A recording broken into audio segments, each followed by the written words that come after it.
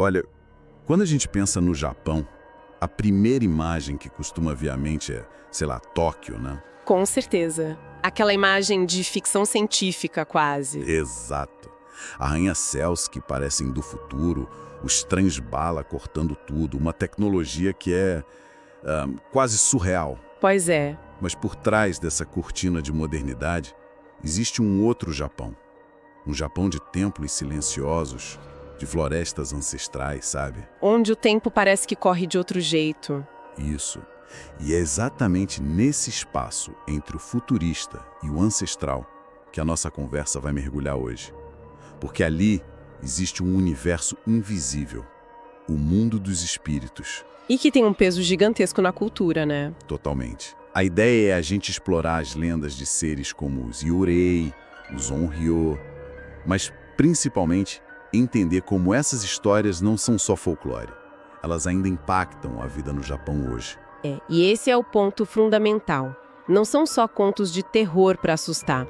Elas funcionam como um espelho das nossas emoções mais profundas. Tipo o que, por exemplo? A dor de uma tragédia, a raiva de uma injustiça, sentimentos mas tão fortes que eles se recusam a desaparecer com a morte. Entendi. No Japão, o passado não é algo que ficou para trás, sabe? Ele caminha junto com o presente. E esses espíritos são a prova viva, ou melhor, morta-viva, dessa ideia. Ok, vamos começar a desembrulhar isso, então. A primeira figura, e talvez a mais famosa, é a do Yurei. A imagem clássica do fantasma japonês. Exato. Mesmo quem não conhece muito já viu em algum filme. Aquele cabelo longo, preto, caindo no rosto, a roupa branca, que na verdade é um kimono funerário, e aquela aura de melancolia profunda. Isso. Eles são basicamente fantasmas que estão presos aqui por sentimentos inacabados. Não são necessariamente do mal, mas estão ligados a um lugar, a uma emoção, uma promessa não cumprida, talvez. É como um eco emocional que fica se repetindo. A motivação deles é a tristeza, o arrependimento. Eles não querem machucar, eles só não conseguem ir embora. Ficam presos num loop da própria dor. Tem aquela lenda clássica, né, de uma jovem em Edo, que era o antigo de Tóquio. Sim, conheço essa história. Ela foi acusada de traição, uma coisa que não fez. Depois de morrer, passou a ser vista perto do rio onde tudo aconteceu.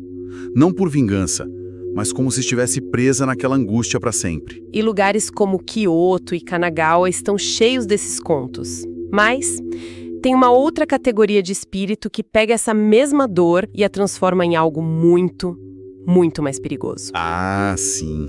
Aí a coisa muda de figura. Completamente. E aqui a distinção é crucial.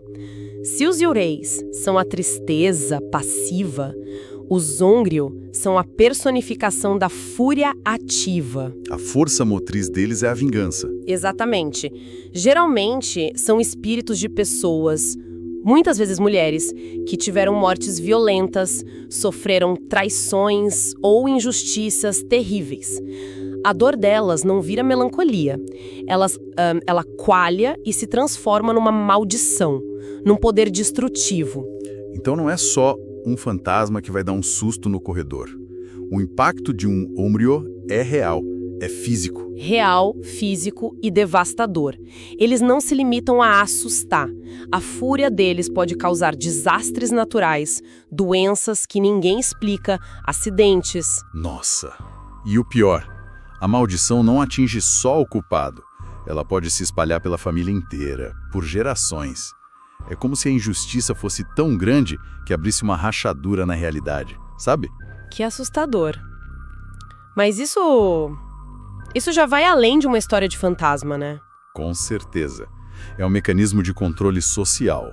A ideia de que uma injustiça pode criar um monstro vingativo é um aviso poderoso, principalmente para quem tem poder. É como dizer, haja com justiça, ou o próprio universo pode se voltar contra você. Isso muda tudo. É uma regra moral com consequências sobrenaturais. Mas essa ideia de espíritos poderosos que reagem a injustiças não para nos Onryo, né? Acho que existem outros tipos. Não para. Existem, por exemplo, os Goryo. Goryo. São uma categoria mais específica. Geralmente, espíritos de nobres, de aristocratas, que foram mortos ou exilados injustamente. Como em vida eles tinham poder, o espírito vingativo deles é ainda mais forte. Capaz de causar o quê? Epidemias, terremotos, secas que afetavam o país inteiro. A única forma de acalmá-los era construir templos em sua homenagem. Basicamente, transformá-los em deuses. Transformar um inimigo num deus para ele te deixar em paz. Que estratégia! Mas essa ideia de vingança e fúria é tão forte. Nem todo espírito no Japão é movido por ódio, né? Deve ter um outro lado. Totalmente. E esse outro lado é igualmente fascinante.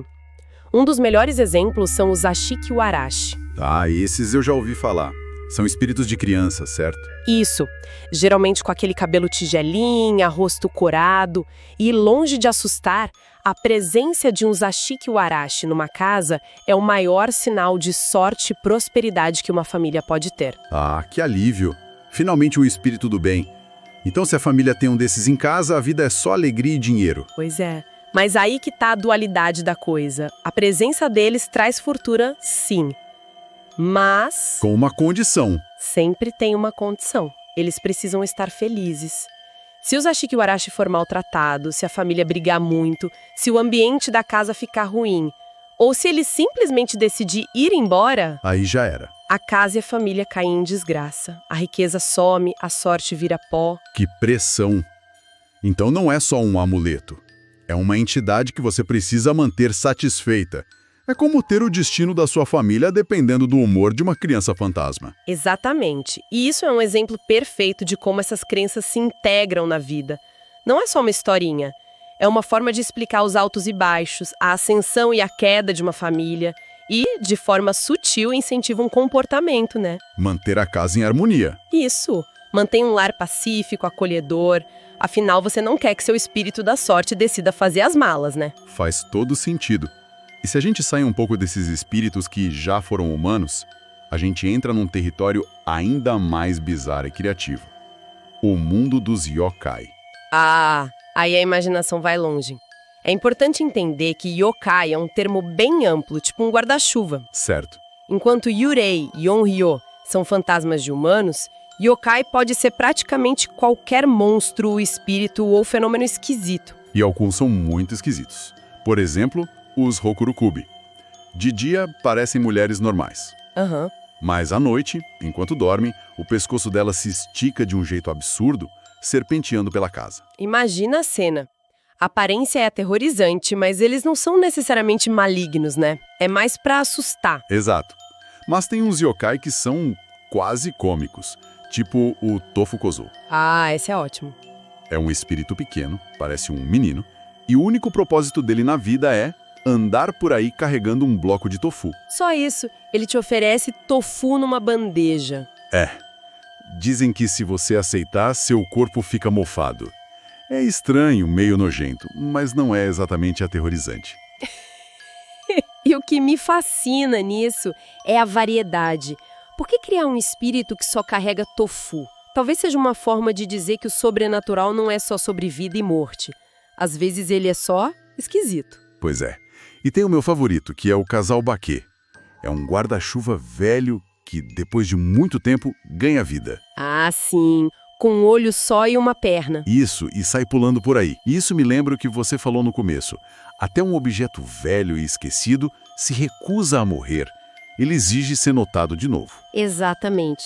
É a crença de que tudo tem uma alma em potencial, especialmente coisas que serviram por muito tempo. É uma visão de mundo que encontra o sobrenatural em todo lugar, até num guarda-chuva esquecido. Claro que também tem os yokais que são genuinamente perigosos, né? Com certeza, como os Noperebo, os fantasmas sem rosto. Esses são puro terror psicológico. Eles se aproximam de alguém, parecem normais e quando a pessoa olha para o rosto... É uma pele lisa, sem olhos, sem nariz, sem boca. O pavor não vem de um ataque, mas do choque de ver algo que quebra sua percepção da realidade. E no extremo da periculosidade tem a Jorogumo. Ah, Mulher-Aranha. Uma aranha gigante que se transforma numa mulher lindíssima para seduzir homens, levá-los para o seu ninho e devorá-los. A clássica história da femme fatale, Mas em um nível aracnídeo. A variedade do cômico Tofu Kozo ao mortal Jorogumo mostra essa imaginação cultural riquíssima. Então, o que tudo isso significa hoje? Porque é fácil a gente olhar e pensar, que folclore interessante, como se fosse algo do passado. Mas não é bem assim, né? De forma alguma. E esse é o ponto central. Essas crenças não estão presas nos livros. Em vilarejos, as pessoas ainda relatam ouvir passos, ver sombras. E isso tem consequências práticas. Como assim? Existem empresas que evitam construir em locais considerados assombrados por medo de perturbar algum espírito. Sério? Até hoje. E isso se reflete em tradições muito visíveis. Por exemplo, os rituais de purificação, o Oharai, que sacerdotes fazem para limpar um lugar de energias negativas antes de uma construção. Ou o mais famoso de todos, o Festival Obon, que acontece todo verão. Exatamente, o Obon é um feriado nacional. As cidades grandes se esvaziam porque todo mundo volta para sua terra e o motivo é a crença de que, nesse período, os espíritos dos ancestrais voltam para visitar a família. As pessoas limpam os túmulos, acendem lanternas para guiar os espíritos. Oferecem comida. É uma reunião familiar que inclui os vivos e os mortos. O sobrenatural não é algo marginal. Ele está no centro do calendário cultural do país. Isso mostra como o respeito pelos mortos e a ideia de que eles continuam por perto é algo muito, muito forte. Se a gente conectar isso a um quadro maior, a gente vê a função social e psicológica disso tudo. O medo e o respeito pelos espíritos ajudam a reforçar valores importantes. A necessidade de justiça, como vimos com Zondrio, é um aviso moral. Certo. O respeito pelos mais velhos e pelos mortos no Obon fortalece os laços da comunidade. Psicologicamente, é um jeito da cultura processar o medo da morte, a dor da perda. E a raiva da injustiça. Isso. O sobrenatural, nesse contexto, não é só superstição. É cultura viva que molda ativamente o comportamento das pessoas. No final das contas, fica claro que Yuré, Onjou, Yokai são muito mais do que monstros. São reflexos das nossas próprias emoções. O arrependimento, o desejo por justiça e o poder da memória, que se recusa a deixar que os mortos desapareçam. Exato. Mesmo numa das nações mais tecnológicas do mundo, o invisível continua muito presente. E muito relevante.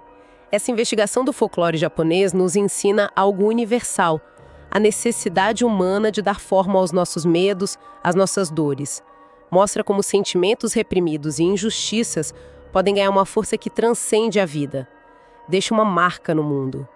No fim, entender esses seres é entender uma parte essencial da condição humana. Como a gente lida com o que não consegue resolver e como buscamos reparação, em vida ou além dela.